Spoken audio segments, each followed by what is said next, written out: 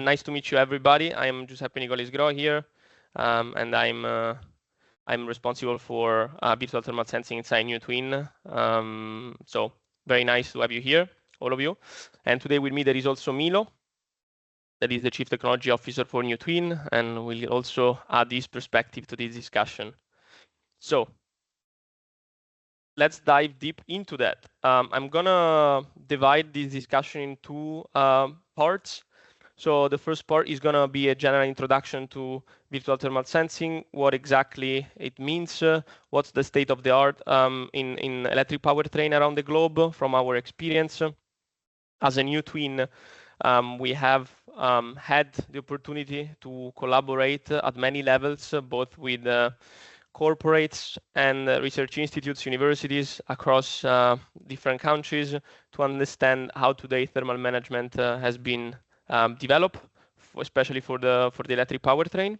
So I'm gonna basically share in a first part what we are seeing around at a general level, and then I'm gonna pass the ball to Milo to give you a perspective on a specific methodology used to do thermal management as an advanced software solution. So let's start. The starting point of today is, and probably many of you is well aware of this, the rising complexity of systems within the electrification paradigm, whether it's for mobility, industrial, space tech, marine, has basically really understated the limits of current sensing technologies. Today, traditional sensors are not enough to cope with the increasing power density of these kind of systems and subsystems, and also of the increased complexity of those kind of systems. The discussion of this afternoon, for who is located in the Europe area, is going to focus on thermal management. And why thermal management? Because the thermal variable is one of the most important, as you might be aware, for everything as a state variable that concerns the performance, the safety, the efficiency of electric powertrain components. And looking around, the biggest blind spots in this domain in terms of ePowertrain performance, safety, and efficiency is within the thermal aspect. The point in which we would like to start is what is the derating strategy for this kind of application?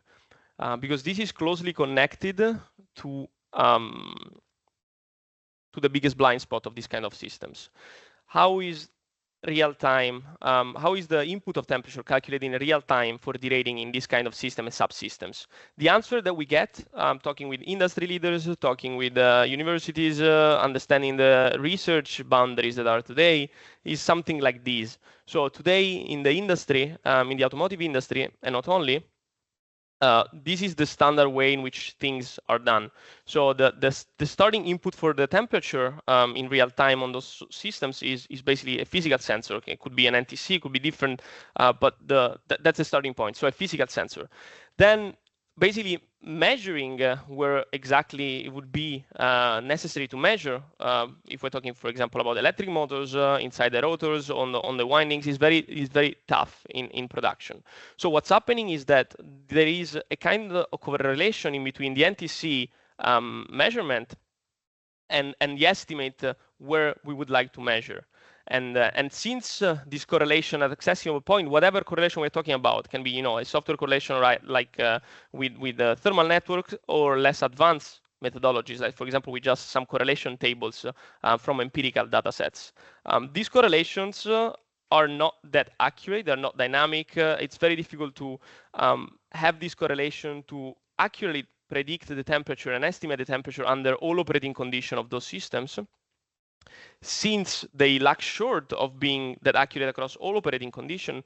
Usually the state of the art adds a safety margin on top of this correlation. So we have the measurement of the physical sensor, we have some form of correlation, and since this correlation is not that strong and reliable, there is a safety margin. In worst cases, we are seeing something around 40% of safety margin up to that correlation. It depends. That depends on the state of the art of each individual company or research institute that is working across these, but can go up. In worst cases, we have seen something like 40%. What we are seeing, for example, in power electronics, the average is around 25%. A couple of examples. So this is a power module. On the left, you're going to see where usually the NTC is placed and how in a standard condition can measure, for example, 70 Celsius degrees. And on the right side, you actually see where you would like to measure. So for example, in power module and power electronics, the hottest point where you would like to measure is the junction points for the semiconductor. But you cannot place a sensor there. And the discrepancy in between the measurement of the NTC and the point in which you would like to measure is big, is not that negligible.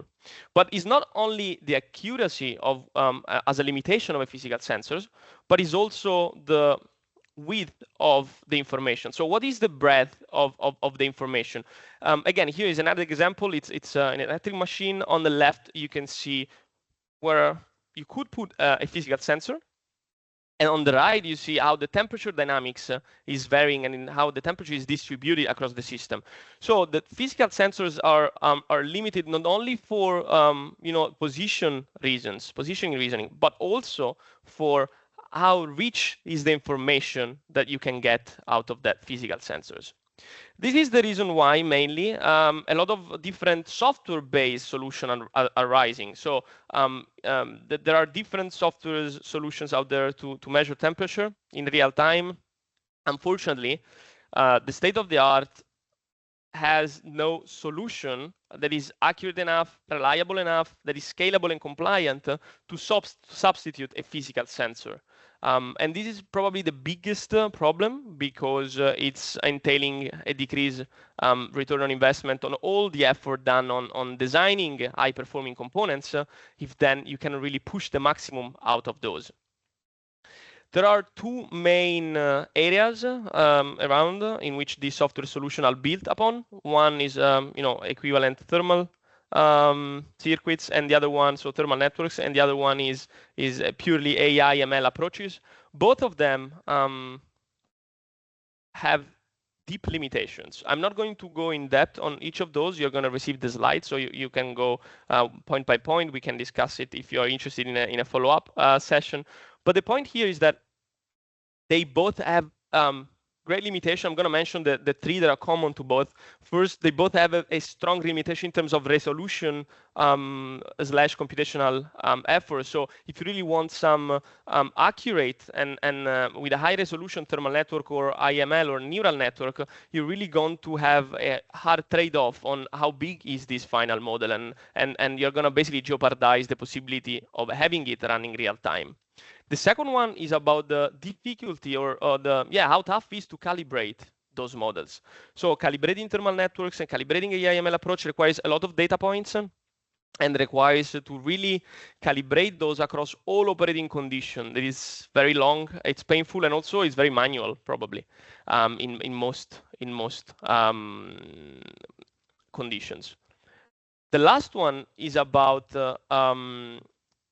the scalability. So both thermal networks and AI/ML approach are really component specific. So every time that we are developing or companies are developing a new system, whether it's an electric motor, the whole powertrain, a power module, an inverter, an OBC, they really have a system-specific thermal modeling that is decreasing the scalability and how this can be implemented on a whole system level. So the intro about this, or the thing that I would like you all to take home from this is whatever current physical / software solution are in place today on the market are really limiting the potential of the system and subsystems. They are hindering cost, performance, and safety. Why? Because basically not knowing the temperature dynamics in real time, it's forcing the use of cautelative safety margins that in turn is also forcing to not really using the components at the fullest capacity that they have, but also not knowing precisely the dynamics can also hinder the safety, because those safety margins are an average on the worst case, for example, but are not necessarily accurate for certain specific extreme conditions in which they can turn to be not safe enough. So that's more or less the state of the art of what we are seeing around. Today, what we are trying to discuss is a new paradigm in terms of technology. We call it virtual thermal sensing. There are other names around the industry, but what is a virtual thermal sensor? So a virtual thermal sensor is a software solution, again, that has none of the limitation that we discussed above. So a software solution that is capable of being placed everywhere, so no limitation of the physical sensing, but that is also capable of estimating accurately all the temperature dynamics across all operating conditions. So if we are talking about, for example, electric machine, about different speed or torque points, if we're talking about traction inverters or both of them, we can think about different coolant flow rate condition, different coolant temperature, something that can really replace a physical sensor, but in a softer way. And the idea is that if you manage to build a software solution like this, you can entirely either complement or in some cases also replace physical sensors. So that's the general idea of the discussion of today. And with virtual thermal sensing technology, it's possible not only to reduce the safety margin to push for more performance on the same exact hardware, but also to increase the safety across the whole system. Why are we here talking about virtual thermal sensing technologies? Because virtual thermal sensing, compared to what's out there, compared to thermal networks approach, compared to pure AI ML models, is more accurate across all points, is more reliable, because it's not enough to be accurate in the worst condition. So we are seeing this with customers every time. It's not enough, for example, to have the worst condition on a semiconductor junction on a die, because across other conditions, your worst case can move somewhere else geometrically. So you really need to have something that is very accurate across all operating conditions. And this is tough with the current technologies. If you really want something that scales, so if you wanted to put it in production, you wanted to use it across your workflows, you also need a solution that is scalable, so that it has pretty much the same methodology, the same input, and the same outputs for every system. And this proves to be quite challenging, both with thermal networks and with AI ML approach. Even if you manage to arrive at certain accuracy and reliability across certain conditions, it's still a problem, it's still painful to scale those methodology across the whole organization, especially when you're dealing with simulation teams, control teams, software teams, hardware teams, product managers. You really need to have something that is a methodology that is stable and can be replicated easily across the whole system and subsystem components. The last point that I'm not going to discuss that much today is about compliance. Virtual thermal sensing is a methodology that is strongly based on physics, and so it's very easy to have input-output ratio that is compliant with the regulations, something that is very difficult to do with pure black box AI ML approaches, and something also we could stay here and discuss this more, but it's quite long, so I'm not going to delve that much into it. But in addition to accuracy, reliability, and scalability, you also need something that can be compliant with the current state of the art.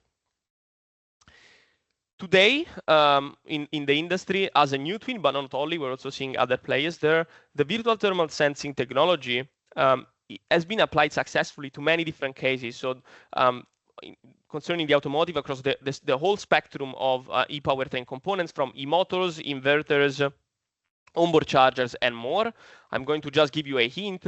In terms of e-motors, you can really understand the granular temperature for the head windings, the rotor temperature, the bearing shaft temperature. In terms of inverter, you can think about something that is very difficult to measure in real time, such, for example, the coolant flow rate and the coolant temperature, the bus bar temperature, and the power module surface junction temperature. They're probably the holy grail of who is doing control for thermal management and these kind of applications.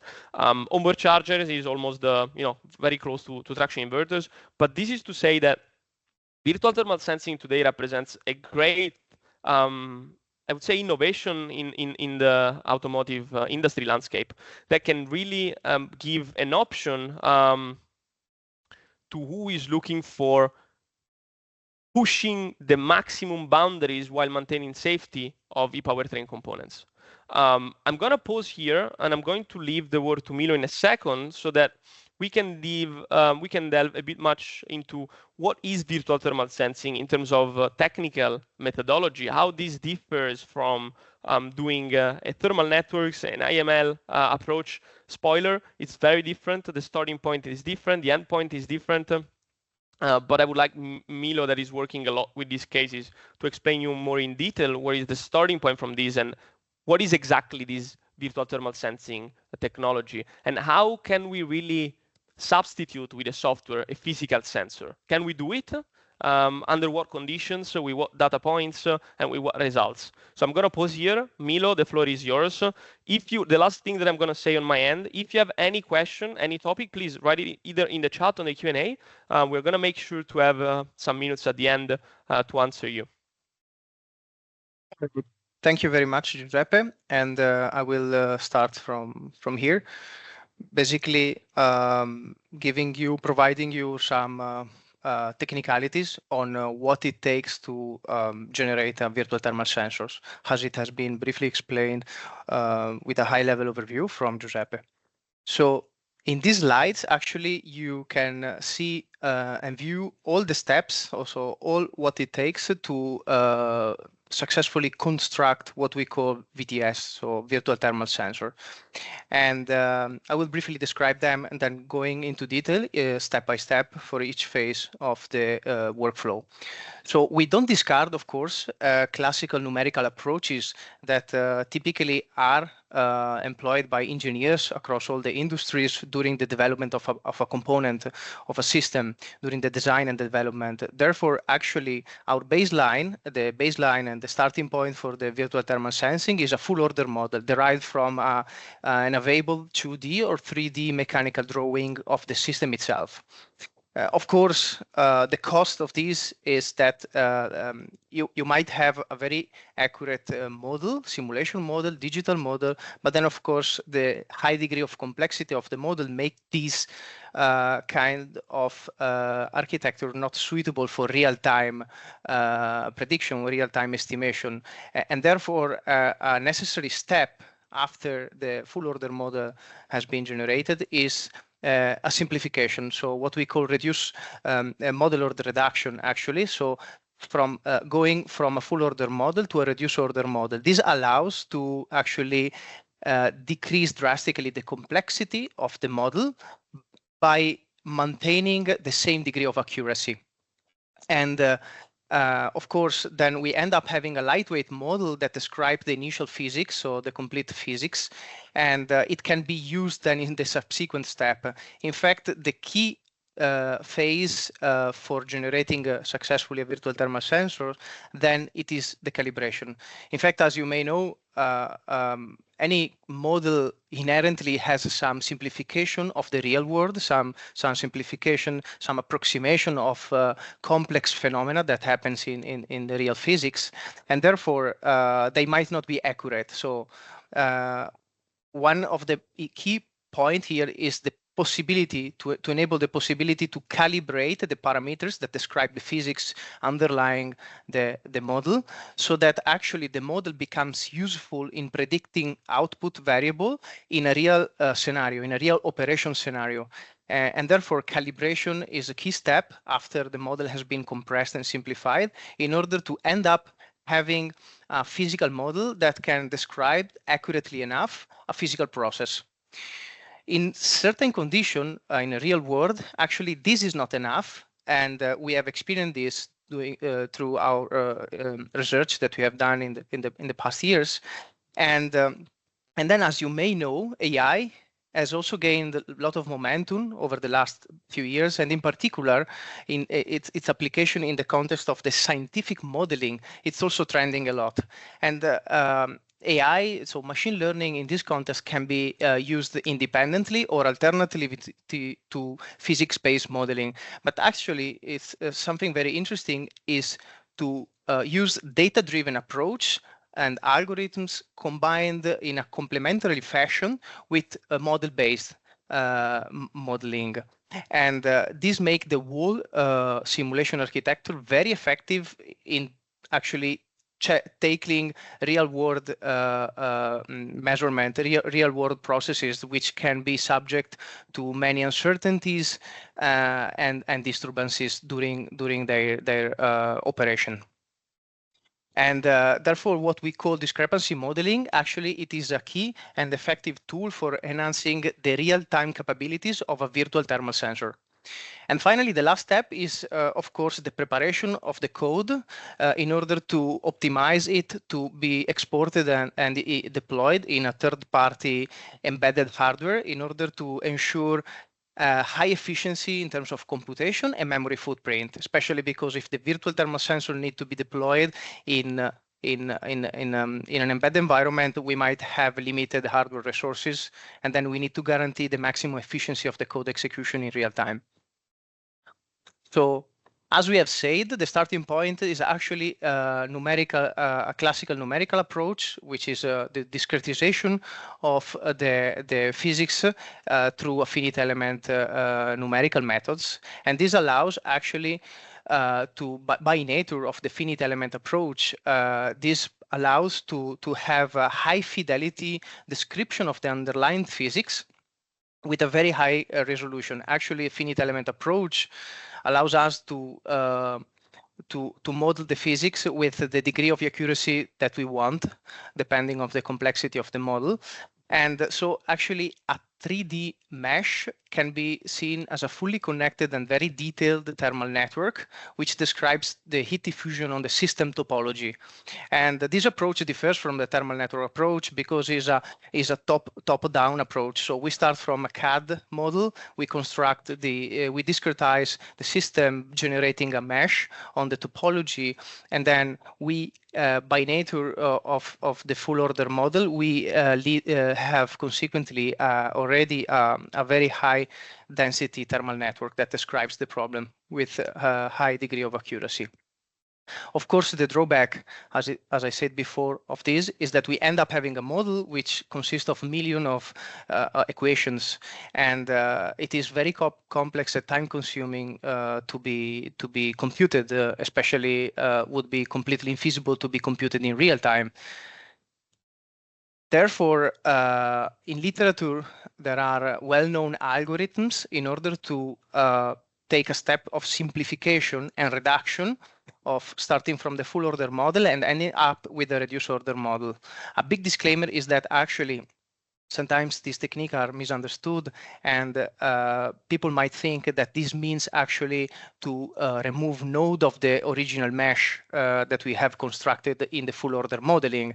But this is actually not correct. In fact, a model order reduction, of course, there are multiple algorithms that are suitable for a problem or another, but in general, what the model order reduction does, it reduces the complexity without modifying the mesh. Instead, it finds a low dimensional representation of the thermal system, identifying the dominant characteristics that are able to describe the heat diffusion across the whole geometry of the system. And you end up basically describing the same initial set of equation provided by the finite element approach, but of course with a very, very small set of linear equations, which are projected in a low dimensional space. And of course, the reduction also provides what it is called the projection matrix. So actually, it is possible to reconstruct the original temperature in any point of the original mesh with the holding the same accuracy of the full order model. So every time I solve the reduced order model, I'm always allowed to go back and project back in the full order space and then find out the temperature in any point of the original 3D mesh. And of course, this characteristics is very effective for reducing complexities and use the reduced order model instead of using the full order one. Especially for the next step, which, as I told you before, is the key in order to successfully construct a virtual thermal sensor, which is actually the calibration. So we have a reduced order model or a full order model, basically, which is parametric. So it has the possibility to adapt parameters in order to describe then the real physics. On the other side, we might have measurement that has been acquired on the test bench through the design and the manufacturing of prototypes. But now imagine if you would try to calibrate against experimental measurement the original full order model. That would lead to an infeasible amount of time and a very inefficient process. In fact, solving the full order model it is very expensive, and solving it for transient simulation, it would end up being very ineffective, and then it might cost weeks of simulations. And instead, we can do this now with a reduced order model. And of course, calibrating the model is equivalent to solve the inverse problem, basically. So which translates in solving the high fidelity model multiple times. And doing this with the reduced order model, it is a very effective strategy to find the optimal, the calibrated set of parameters which describe the component in operation with a very high accuracy. And then you are able to finally have a reduced order model which is calibrated and can or it is suitable for making a real-time estimation and prediction of the temperature of the component under different conditions. And now we arrive on the last step, which is actually optional. It depends from the application. In certain application, this might not be necessary, but we have encountered many challenging physical scenarios. Imagine scenarios in which you have an electronic device which is cooled with some fluid that is flowing through the component. It might be water cooling system or an oil spray system. Then you have fluidodynamics combined with thermal physics, plus the possibility that this kind of condition in the cooling system can change over time. For example, the flow rate, the temperature, and typically these kind of conditions are not measured directly in an embedded environment because they would require expensive equipment for doing it.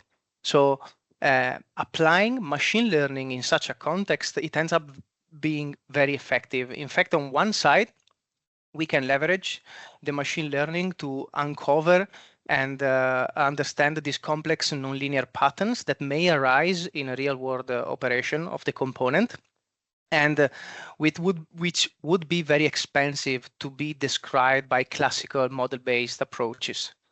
But on the other side, the machine learning model can also exploit domain knowledge provided by the physical models to avoid, for example, overfitting during training, and also to contain the size of the final network, neural network, of the data-driven part of the model. So the two models will be complementary and work together in real time in order to provide a robust estimation against uncertainties or boundary condition that can suddenly change. And of course, the physics-based model cannot know by itself.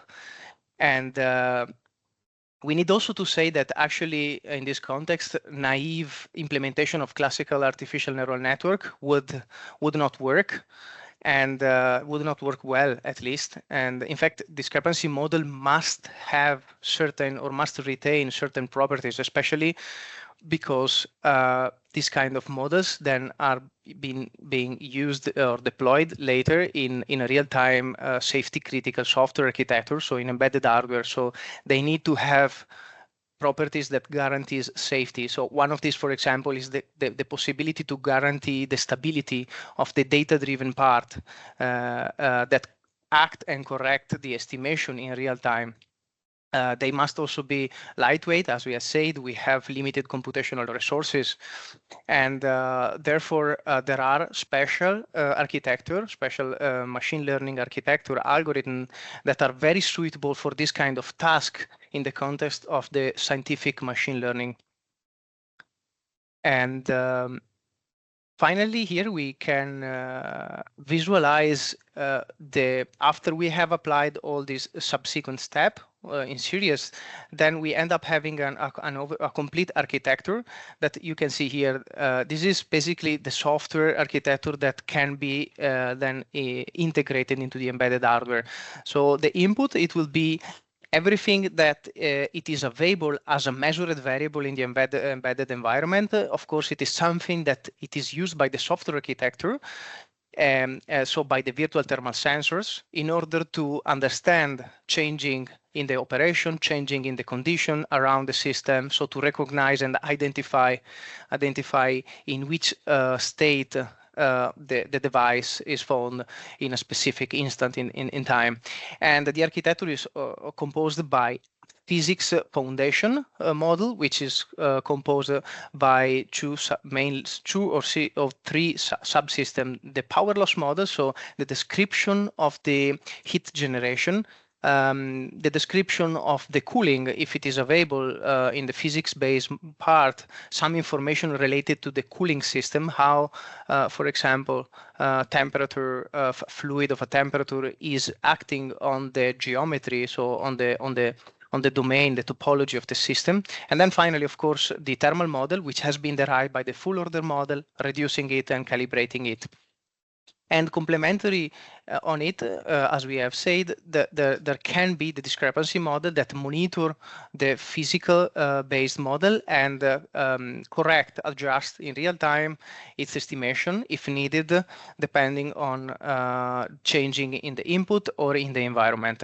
And finally, of course, the designed virtual thermal sensor, so the position in which I desire to estimate the temperature in real time, then are output to the rest of the firmware to be used in real time. And in fact, here in this last slide, I would like to propose you a couple of use cases to grasp actually the concept of virtual thermal sensor, the usage. So what we do once we have followed the workflow, we have successfully constructed a virtual thermal sensor for a specific application, what we can do with it and why it is important in the context of the electrification. So I have chosen here a couple of cases. We can focus first on the left, which is actually experiments coming from laboratory research and the laboratory activities that we have done. And on the left side, we have the use cases of a power converter. So we can imagine, you can imagine actually a traction inverter, a three-phase traction inverter. In this context, in this application, actually, one of the key variables in order to have an effective thermal management is the junction temperature. So the temperature on the substrate of the die of the power module where the electrons flows during operation. And typically power modules are equipped with physical sensor, but there is a displacement, spatial displacement. So the physical sensor on board, it is a few centimeters away from the die because it is technically impossible to measure directly the hotspot. And therefore, in some operation, there might be an important temperature gap between what the sensor measure, the physical sensor measure, and the actual junction temperature. And the consequence is that actually having the possibility to place a virtual thermal sensor to monitor in real time the junction temperature, it will be very effective and very strategic because this information can be leveraged on the control level of the inverter. And I propose here two interesting features. One is a classical power derating. So I can actually construct a power derating strategy not using the physical sensor information, but using the virtual sensor information directly on the junction temperature. So I can actually prevent overheating of the junction temperature and always operate the inverter inside the safety temperature that is provided by the supplier. But there is also another interesting concept, which is actually, according to datasheet of power modules, there is an indicator, a variable, which is called time-limited overrating that is typically provided by the supplier. And it means that actually the power module is allowed to be driven over temperature for a limited amount of time. And based on this, of course, in this case, hard fault won't happen, but of course, then every time the inverter is operated just above the limit temperature, then aging can occur. And interesting enough, suppliers characterize this TLO factor, and they through the TLO factor, they are able to characterize very precisely the aging of the power module. And of course, in order to use this kind of function, this kind of aging model, the junction temperature, it is one of the input. So I need to know for how much time I drive the power module over its limit temperature. In this case, then I can monitor the aging. And therefore, having a virtual thermal sensor that can accurately estimate the junction temperature allows also me in over time to monitor the aging, because I can keep track on how many time the inverter has operated beyond the limit temperature. On the right side, instead, we have the other case, which is actually an electrical machine, an electric motor, which is typically operated together with a three-phase inverter. And in the case of an electric motor, we have two scenarios which are critical and relevant for the thermal management in real time. We have the stator winding temperature, in particular the insulation must be guaranteed that the temperature never goes beyond for prolonged time from a certain temperature. And on the other side, we also have the rotor magnet. So the rotor, if the rotor is equipped with magnets, as we know that there is a limited temperature over which, so there is an area in which if the magnet is operated for prolonged time, it can start to demagnetize. And demagnetization is very dangerous, because when it starts, it acts as it has actually a positive reinforced feedback on itself, because every time the magnet locally loses its capability, is residual magnetic field, then of course the inverter will inject more current in order to sustain the required torque. And this will continue to increase the temperature over time, stress the magnets, and then provide further demagnetization. So it is very important actually in an electrical machine to monitor the rotor temperature accurately. On the other side, it is at the state of the art technically infeasible to have direct measurement of the temperature on the rotor. Therefore, a very important use case in this case for the virtual thermal sensor is the possibility to monitor rotor temperature in real time, together with actually the winding temperature.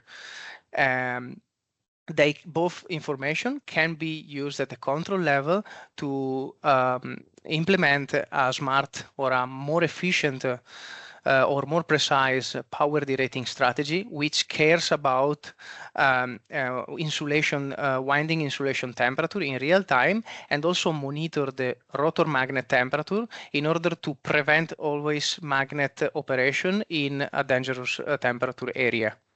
To note actually here is that typically thermal constant of the stator and the rotor can have a quite large difference. In fact, the rotor typically it heats up very slowly compared to the stator. Therefore, you have very different constant time in the modeling of the thermal heat diffusion in the electrical machines, and this also provides challenging when I would like to use a model for actually control effectively the power in order to respect temperature in the stator and also in the rotor. Virtual thermal sensor actually in this case are also very effective, because I can not only predict temperature in real time with a VTS, but I can also predict temperature in the future. Therefore, actually, in this case, it becomes very effective to control the temperature of the rotor magnet by looking at the future temperature prediction of the magnet, and then controlling the power and the torque, basically, in order to avoid and prevent demagnetization. And then finally, we also reported here representative numbers in what does it mean? So which is the impact on the hardware in terms of resources, which is typically something that is always asked by the people. And as you can see, these are actually representative but accurate numbers. So what you can expect in terms of hardware footprint, in terms of execution time, in terms of memory, on a standard microcontroller that is very spread in the industry, especially in the automotive field, which is actually the Infineon Aurix platform. And finally, I would like to present you with a very short note what we have researched at NewTwin over the years about digital models, the use of AI, scientific machine learning, and we have taken all these steps together, actually, and then we have put all of them, condensed all of them inside the tool, because we recognize that going through the workflow and the steps that I just described, it is very complex, especially because one single person needs to have a very deep and very broad knowledge of multiple engineering domains. So going from mathematics, numerical modeling to machine learning, optimization, and this ends up being very difficult to find in the industry. Therefore, having a platform that actually holds all these capabilities and let the user go through the workflow very smoothly without having deep expertise on each of the steps, it was actually quite interesting. And therefore, we have developed a tool which we are actually proud of, and it basically allows you to build in a very scalable and cost-effective way virtual thermal sensor of any kind of component. And this concludes actually my part of the presentation. Thank you very much for the attention. Thank you, Milo. Thank you, Milo, for explaining everything. So I would say, again, thank you very much for joining. It's been a pleasure. If you want to discuss more, exchange ideas, opinion, challenges, please do reach out. We're going to share the material. If you follow the page on LinkedIn and you can, of NewTwin, you can remain updated with everything. We are going to organize more technical events, some online, some in person. Some will be use cases with customers. Some others will be use cases with research institutes and universities. So you will have the opportunity to join for free as today and share some of the knowledge that is around these topics. So thank you very much for joining again. We wish you a nice end of the day, morning, afternoon, wherever.